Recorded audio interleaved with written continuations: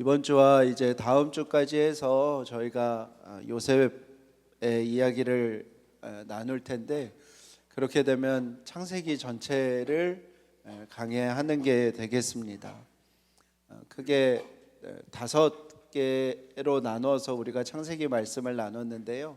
창세기 1장에서 11장 원역사에 대한 부분, 그리고 아브라함에 대한 부분, 그리고 이삭, 야곱, 요셉, 이렇게 해서 5개로 나누어서 창세기를 살펴보았습니다.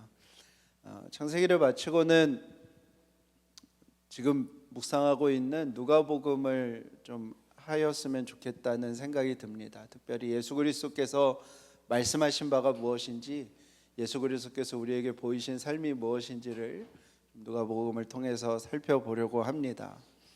오늘 본문은 드디어 이스라엘 민족이 이집트에 내려오는 장면입니다. 창세기에는 야곱 일가 70명이 내려왔다고 기록을 하고 있습니다. 저자는 아마 의도적으로 숫자 7에 맞춰서 70명으로 맞춰서 우리에게 이야기하고 싶은 것 같아요. 하나님의 완전한 뜻 안에 있는 시간임을 이야기하고 있습니다. 그리고 드디어 야곱과 요셉이 오늘 만납니다. 무려 22년 만에 사랑하는 아버지의 얼굴을 다시 만나게 되고, 자신의 기억과 다르게 너무 늙고 마르고 또 세월의 그 진한 흔적이 남아있는 아버지의 모습을 보면서 요셉과 야곱이 하염없이 우는 장면이 오늘 본문에 나옵니다. 요셉이 성경에 보면 참 많이 울죠. 야곱이 요셉의 얼굴을 부비고 막 어루만지면서 내가 이제 죽어도 여한이 없다, 지금 죽어도 좋다 하는 이야기를 하게 됩니다. 오늘 본문에서 제일 중요한 것은 그들이 정착한 땅의 이름입니다. 그들은 어느 땅에 정착을 했냐면 성경에 보면 고센 땅이라는 곳에 정착을 하게 됩니다. 주보에 지도가 있는데요, 고센 땅이라고 하는 곳이 그 지도의 빨간색 원 안에 있는 지역을 고센 땅이라고 합니다. 시나이 반도랑 가장 맞닿아 있는 지역이고, 애굽으로 친다고 하면 가나안에 가기에 가장 빠른 지역이 바로 고센 땅입니다. 야곱이 이집트로 내려오는 길을 한번 상상해 보면 지금 이미 2년 동안의 기근으로 아주 황폐했던 땅을 지나서 고센 땅에 딱 들어왔을 때 야곱 일가는 무엇을 보았겠냐면 푸르른 땅, 정말 오랜만에 보는 그 푸르른 대지를 보게 된 것이죠. 그리고 고센 땅은 농업을 할 수 있는 땅과 또 적당히 메마른 땅이 함께 있어서 이 땅이면 목축을 할 수 있겠다라는 생각을 야곱은 했을 것입니다. 그래서 이제 야곱이 요셉과 만나는데 요셉도 그것을 알고 있었습니다. 요셉도 목축일을 어릴 때 했기 때문이죠. 그래서 아버지에게 바로를 만나면 어떻게 해야 될지를 이야기하는데, 바로를 만나서 바로 이 땅을 달라고 하십시오라고 얘기해요. 이 땅에서 우리는 원래 목축을 하던 사람이니 이 땅에서 목축을 할 수 있게 허락해 달라는 얘기를 하라고 얘기를 합니다. 이집트는 모든 것이 부요한 땅의 상징입니다. 농산물도 부요하고요, 짐승들을 잡아서 먹는 것도 부족함이 없는 땅이었기 때문에 이집트 사람들은 목축을 하는 이들을 가난한 이들이 하는 일이라고 생각해 왔습니다. 그래서 바로를 만난 요셉의 형들은 고센 땅을 달라고 이야기를 해요. 그리고 고센 땅을 허락받아서 이제 그곳에서 삶을 시작합니다. 그리고 바로와 야곱이 만나는 장면도 나와요. 그리고 바로에게 야곱이 자기는 험악한 세월을 산 사람입니다 라고 자기를 소개하고 바로를 축복하는 장면이 나옵니다. 그렇게 이스라엘이 고센 땅에서의 삶을 시작하는데, 이 삶이 이제 얼마만큼 이어지는 거냐면 400여 년 동안 이스라엘이 이 땅에서 살아가게 되는 것입니다. 고센 지역을 지도에서 보면 참 묘한 위치죠. 그 100m 달리기 선수들이 이제 달리기를 할 때 발을 딛고 있는 걸 스타팅 블록이라고 하는데요. 꼭 그런 모습입니다. 그죠? 땅 하면은 가나안으로 빨리 이렇게 가고 싶은 그 마음이 담긴 지역에 이스라엘이 정착을 하게 됩니다. 이 고센 땅에 정착했다는 이야기가 어쩌면 아브라함 이야기의 결론이기도 해요. 마치 아브라함, 이삭, 야곱, 요셉, 우리는 긴 시간들을 지나왔지만 그 결론은 뭐냐면 그들이 바로 이 고센 땅에 정착하여 살아가기 위함인 것처럼 보여집니다. 주보에 창세기 15장이 있는데요, 하나님이 아브라함과 언약을 맺으십니다. 3년 된 숫송아지, 암송아지 이런 것들을 쭉 펼쳐 놓으시고 그 가운데 횃불로 지나가시면서 언약을 맺으신 그 언약인데요, 하나님이 아브라함을 부르시면서 말씀하시는 첫 번째 약속이 5절 6절에 있는데 한번 5절 6절 같이 읽어볼까요? 시작. 그를 이끌고 밖으로 나가 이르시되 하늘을 우러러 무뼈를 셀 수 있나 보라. 또 그에게 이르되 내 자손이 이와 같으리라. 아브라함이 여호와를 믿으니 여호와께서 이를 그의 의로 여기시고. 의심하던 아브라함에게 하나님이 하늘의 별을 보여주시면서 너의 자손들이 저 별처럼 많아질 것이다. 애가 하나도 없는 아브라함에게 하나님이 그 말씀을 하시는 것이죠. 그리고 나서 하나님이 무슨 얘기를 하시냐면 13절 14절입니다. 같이 읽죠. 시작. 여호와께서 아브라함에게 이르시되 너는 반드시 알라.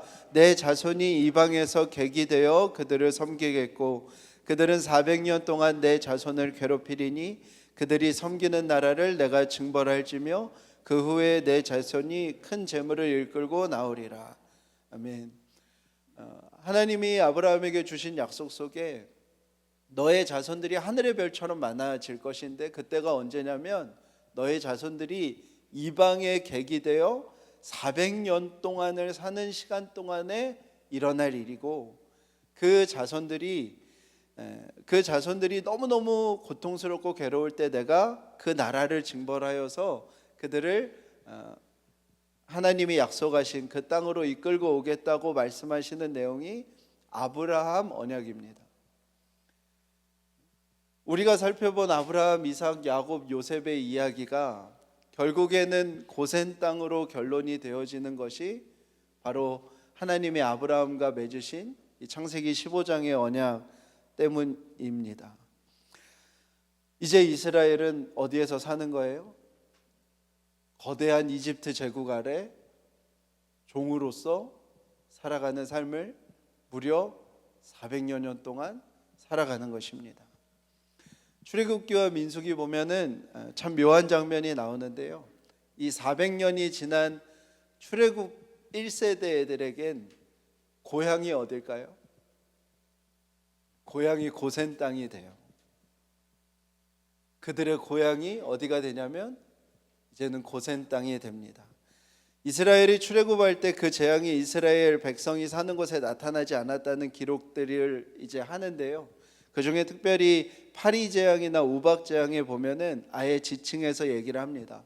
고센 땅에는 그 일이 일어나지 않았다.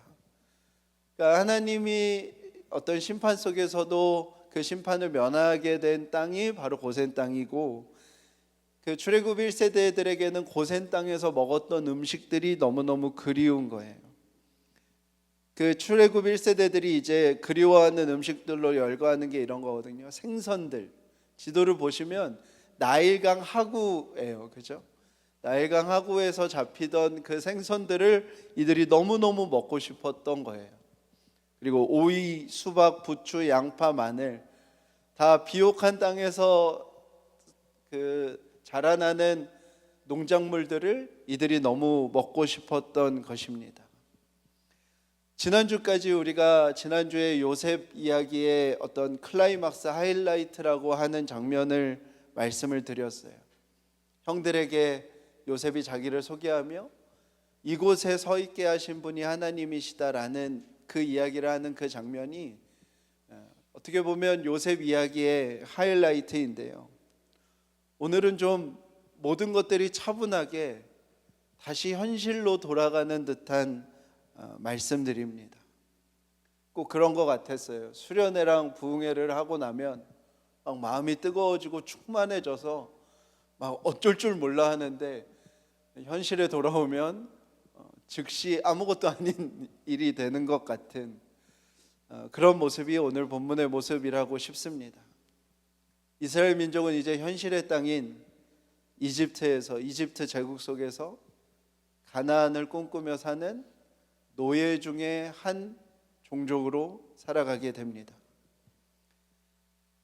우리는 요셉 이야기의 결론을 언제나 무엇이라고 생각해요?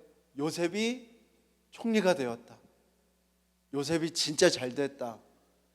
요셉이 성공하고 형통했다라고 결론을 삼고 싶어 하지만 성경의 결론은 요셉과 야곱의 일가가 지극히 마주하기 싫은 현실 앞에 서게 되었다라는 것입니다.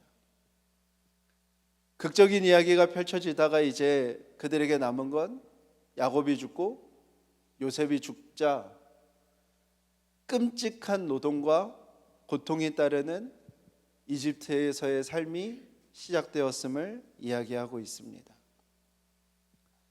우리는 가끔 신앙생활을 오해하는 게 신앙생활이 현실을 벗어나게 해주는 것이라고 생각을 하는 것 같아요.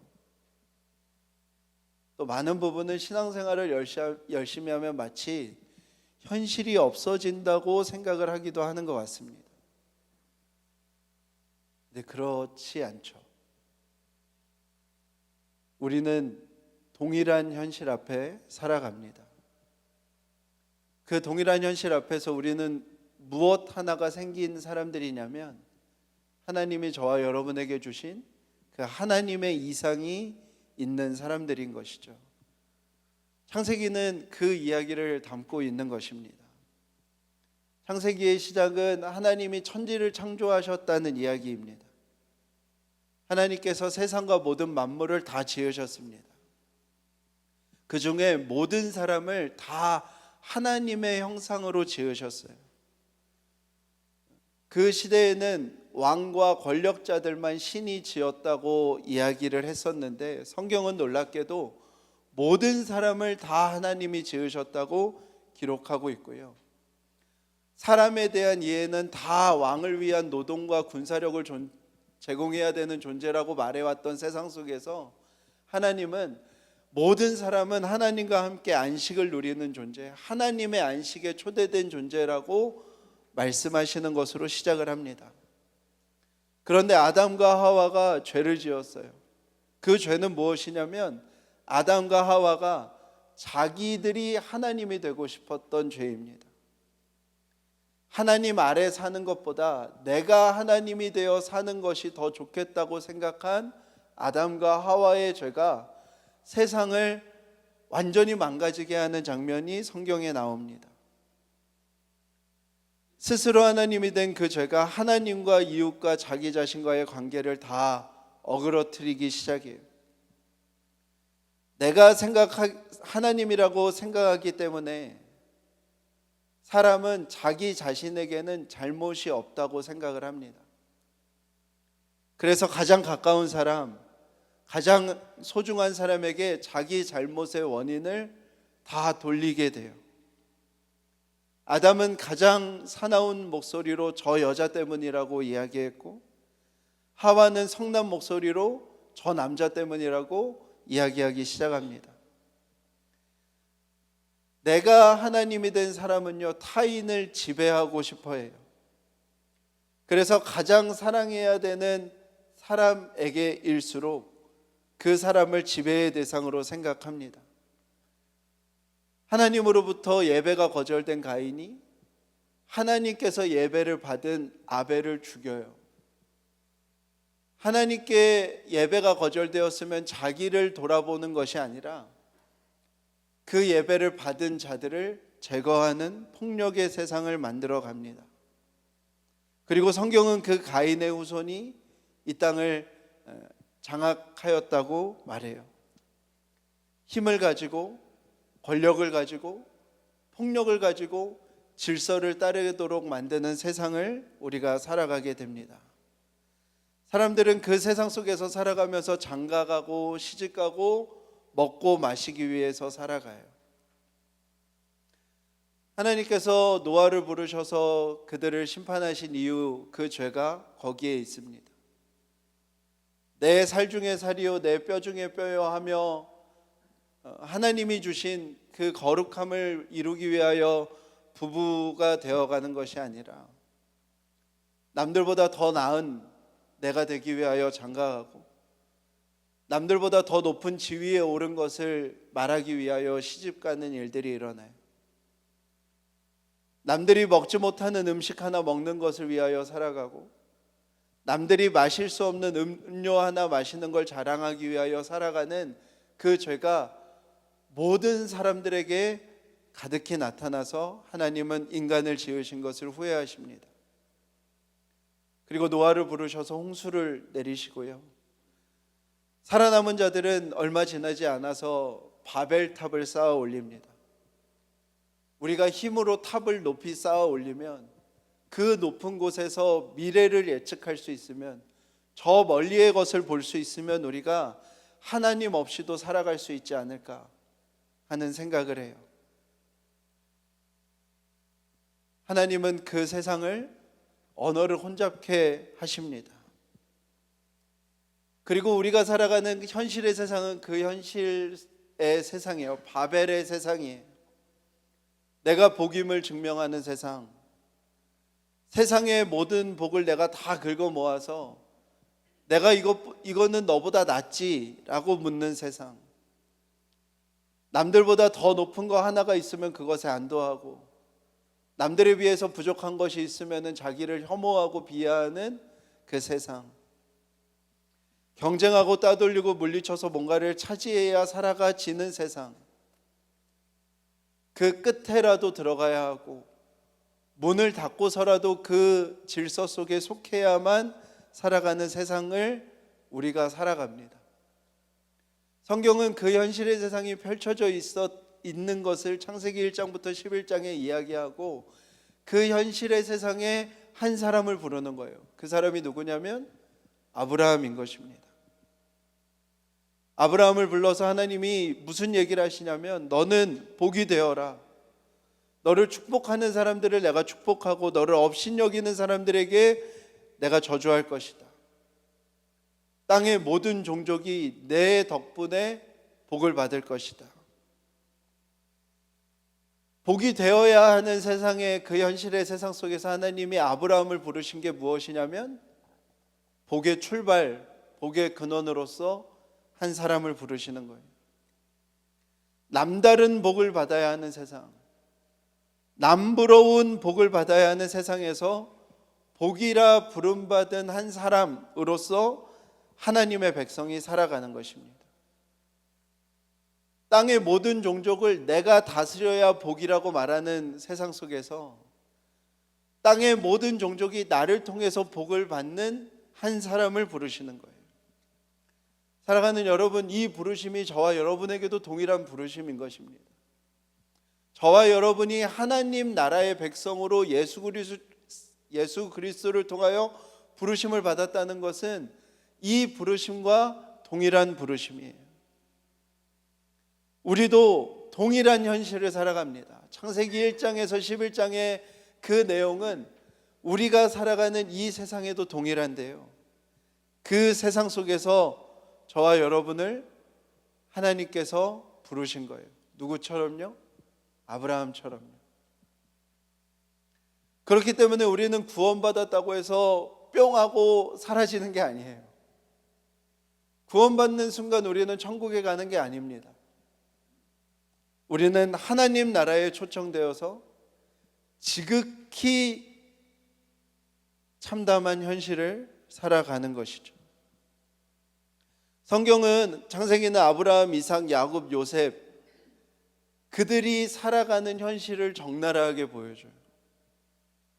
우리가 아브라함을 살펴보고 이삭을 살펴보고 야곱을 살펴봤지만 또 요셉을 살펴봤지만 그 거대한 현실 앞에 믿음의 조상이라 불리는 그들이 얼마나 많은 실수를 하고 얼마나 두려워하고 때로는 도망쳤는지를 여실히 보여줍니다. 그들은 현실 앞에서 주저앉고요, 현실 앞에서 옛 삶의 관성대로 끊임없이 돌아가요.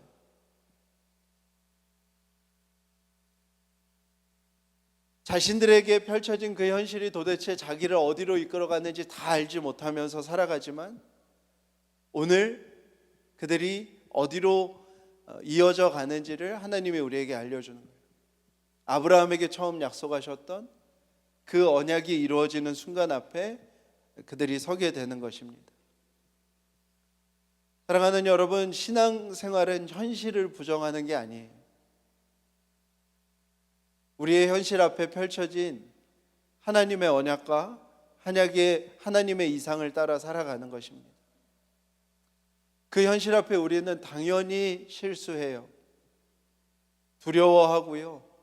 도망치고 싶어 해요. 그 현실 속에 그러나 우리는 우리에게 언약하신 하나님이 우리의 삶을 이끄신다는 믿음을 가지고 살아가는 거예요. 다 알지 못해요. 다 이해할 수 없어요. 그런데 우리의 삶에 어떤 순간들이 찾아온다고요? 아, 이것을 위하여 하나님께서 일하셨구나. 나를 이곳에 서 있게 하신 분이 하나님이시구나 하는 그 고백을 하게 하신다는 거예요. 신앙생활하면서 우리가 이런 감정 느낄 때가 있죠. 죽어도 좋다.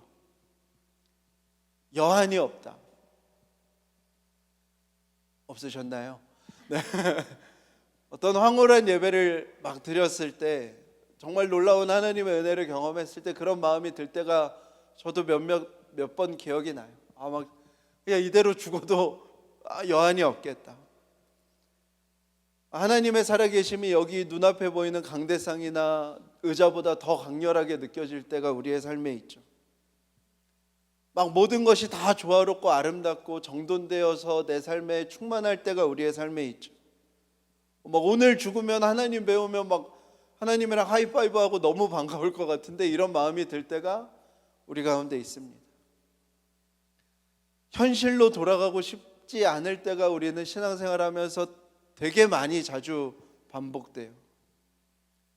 그런데 오늘 말씀처럼 요셉의 클라이막스 이후에 아주 차분하게 현실로 돌아가는 오늘 말씀처럼 어쩌면 끊임없는 그 현실을 마주하게 되는 일, 해결되지도 않는 그 문제, 손 쓸 수도 없는 문제 앞에 서게 되는 일의 반복인지도 모르겠습니다.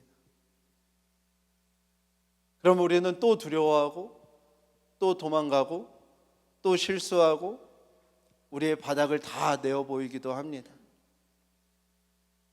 그게 몇 번 반복이 되면 시험에 빠지기도 하고요.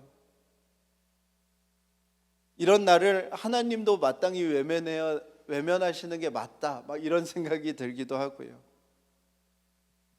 내 자신이 실망스러워지고요. 야곱이 고백했던 것처럼 왜 나에게는 이렇게 험악한 세월이 펼쳐졌나 하는 한탄이 쏟아지기도 합니다.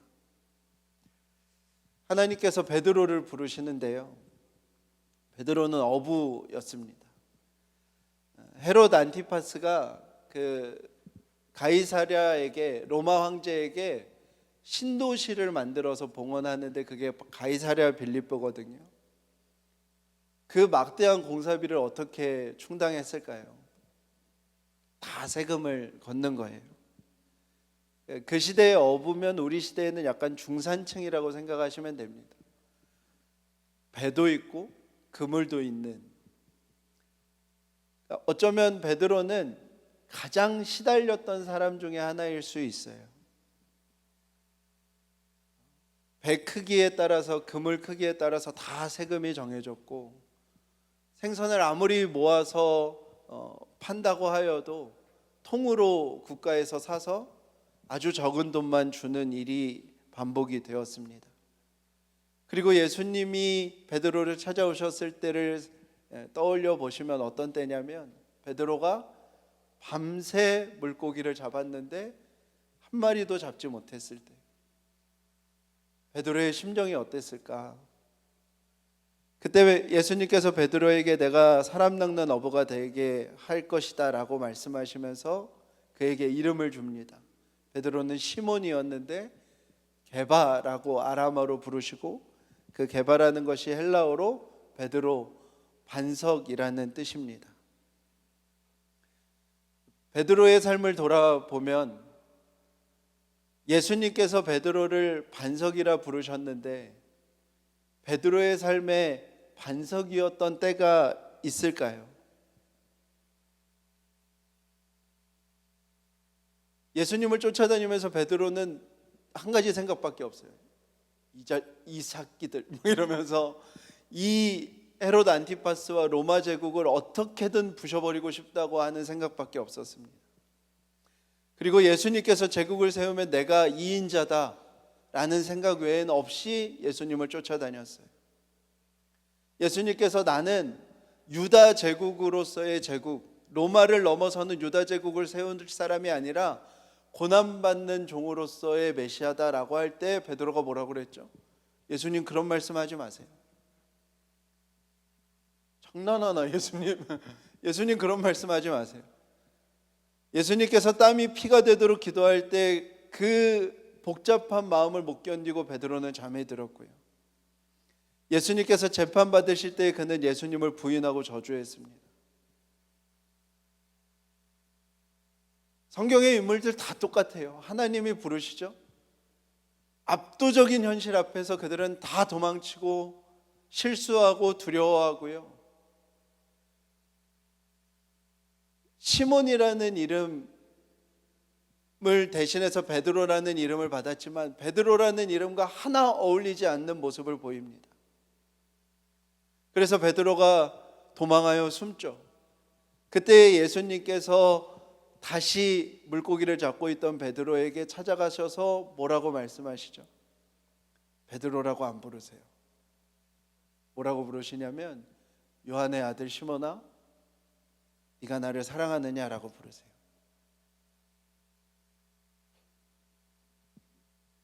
자기가 생각해도 그 이름에 전혀 어울리지 않는 자기 자신인 것 같아서 예수님이 오히려 옛 이름 시몬이라고 부르세요.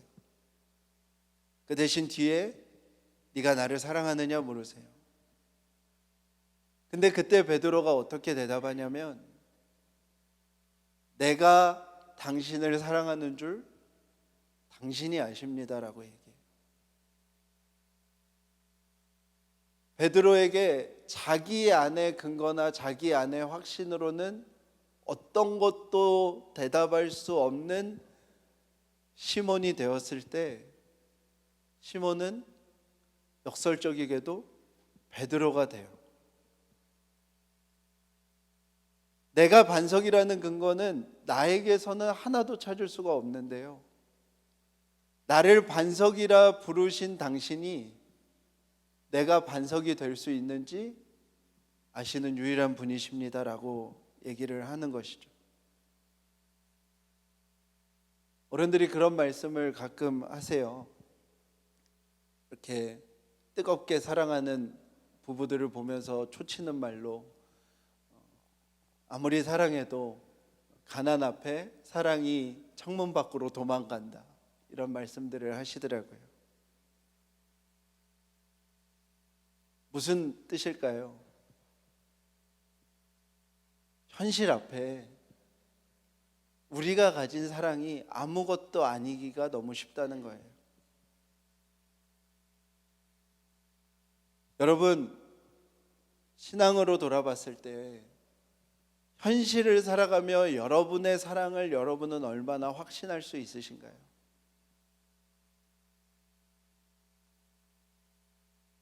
여러분, 압도적인 현실 앞에 여러분들이 내뿜는 종교적 열정의 그 확신이 얼마나 정말 확실한가요? 우리는 늘 거기에서 뭔가를 헷갈려 하는 것 같아요.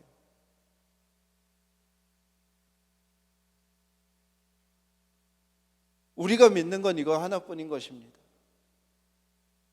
나의 확신보다 내가 언약 위에 있음을 발견하면서 사는 거예요.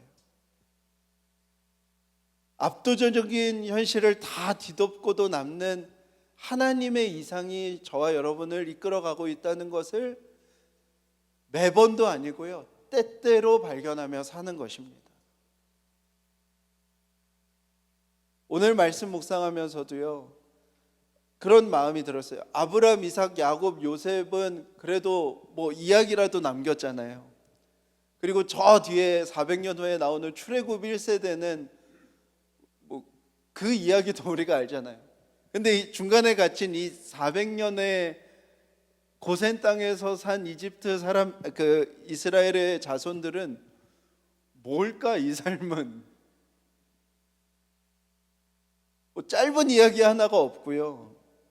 그 고센 땅에서 결국에는 피라미드 만들어내느라 혹독한 노동에 시달리다가 성경에 보면 그들의 신음이 차고 넘쳐서 하나님이 이들을 이제 이끌어내시거든요. 그 고통이 차고 넘칠 때까지 살아갔던 그 400년 동안 살았던 그 사람들의 삶은 무슨 의미예요? 그들의 신음과 고통이 하나님께 들릴 때까지 삶을 살아내야 했던 그들의 삶은 무슨 목적이죠? 지독한 현실 앞에 이집트 제국의 노예 중에 하나로서 살아가다 그냥 모래무덤에 던져진 이들. 근데 오늘 아브라함에게 주신 언약의 관점에서 보면요, 아브라함, 이삭, 야곱, 요셉이나 다름없는 하나님의 언약 안에 있던 사람들인 것이죠. 그 고센의 땅에서 다시 가나안 땅, 약속의 땅으로 돌아가기 위한 하나님의 꿈과 하나님의 약속의 시간 속에 있던 사람들입니다. 어떤 무명한 사람도 아브라함과 다름없는 언약 속에 있던 사람임을 우리가 알 수 있는 것이죠. 우리는 여기에 하나님의 부르심을 받아 구원을 받았습니다. 믿으십니까? 여기에 모인 여러분은 하나님께서 여러분을 이곳에 부르셨기 때문에 이곳에 있는 거예요. 하나님께서 그 부르심 이후에 우리에게 현실을 살아가게 하십니다. 우리에게 하나님 나라는 죽고 나서야 천국과 지옥이 결정되는 하나님 나라가 성경에서 말하는 하나님 나라가 아니에요. 우리는 이 부르심을 받은 이 순간부터 우리는 하나님 나라를 살아갑니다. 근데 그 하나님 나라는 어떤 나라예요? 지독한 현실이요. 그 현실 속에서 우리는 다 아브라함처럼, 이삭처럼, 야곱처럼, 요셉처럼, 베드로처럼 살아갈 수밖에 없어요. 그러나 우리는 무엇을 믿고 고백하는 사람이에요? 우리를 부르시니까 완전하시다는 거예요. 근래에 신앙의 회의감을 가지신 분들이 그 페이스북이나 유튜브에 댓글도 많이 달고 연락도 주시는데요, 이런 질문들이 가장 많으신 것 같아요. 저는 하나님과 관계 회복이 언제 될까요? 연락을 주시는 대부분의 분들이 이제 신앙의 회의가 들거나 교회에 상처가 되어서 교회를 떠나신 분들이 많은데, 이런 질문들 한 주제로 정리하면 이런 주제들이 제일 많은 것 같아요. 저는 언제 하나님과 관계가 회복이 될까요? 이런 의심과 회의감들은 언제 해소가 될까요? 저는 늘 한 가지 답변을 드립니다. 그때도 지금도 여전히 하나님의 사랑 안에 계십니다.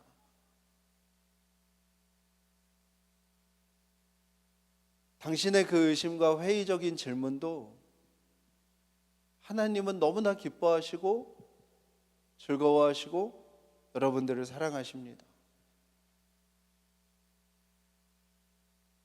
여러분들, 이게 왜 내 확신에 달린 문제일 수 있나요? 이 현실에서 우리를 부르신 그 언약에 담겨 있는 것이 훨씬 더 중요한 것입니다. 그리고 지금 똑똑히 보십시오. 확신에 차 있는 사람들이 보이는 모습이 얼마나 신앙이 아닌 모습일 수 있는지를 똑똑히 보셔야 합니다. 하나님의 언약보다 자기 확신이 더 중요해진 사람들이 쉽게 타락할 수 있다는 사실을 지금 분명하게 기억해야 합니다. 오히려 질문과 회의감에 젖어 있던 이들이 더 본질을 붙잡고 외치고 있다는 사실을 기억할 수 있어야 됩니다. 아브라함, 이삭, 야곱, 요셉, 그리고 고센 땅의 야곱 일가, 창세기 내내 12장부터 우리가 50장까지 이제 다음 주까지 읽어가는 그 내용 중에요, 다음 주에 또 요셉이 우리의 뒤통수를 또 아주 세게 쳐주는 장면이 나오거든요. 압도적인 현실 앞에서 두려움이라는 기본의 값을 안고 사는 저와 여러분이 어찌 당황하지 않고 실수하지 않고 어리석지 않게 살 수 있겠어요? 그렇게 산 이들이 없습니다. 그런데 성경은 그 인물들의 완전함을 이야기하고자 하는 책이 아니에요. 그 형편없던 아브라함, 그 이삭, 야곱, 요셉을 통해서 결국 하나님은 아브라함과 맺으셨던 언약을 오늘 고센 땅을 통해서 기가 막히게 이루셨다는 거예요. 믿음의 조상 아브라함조차도 압도적인 현실 앞에서 불완전한 존재이지만 그들을 부르신 하나님은 완전하신 하나님이신 것을 우리에게 말씀하시는 것입니다.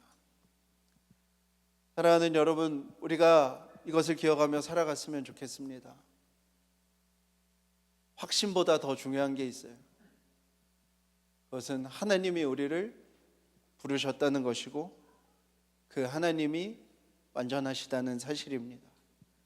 우리는 내 자신을 믿는 종교가 아니에요. 우리는 우리를 부르신 그 하나님을 믿는 신앙을 가진 사람들임을 믿으며 살아갔으면 좋겠습니다. 우리 함께 찬양하겠습니다.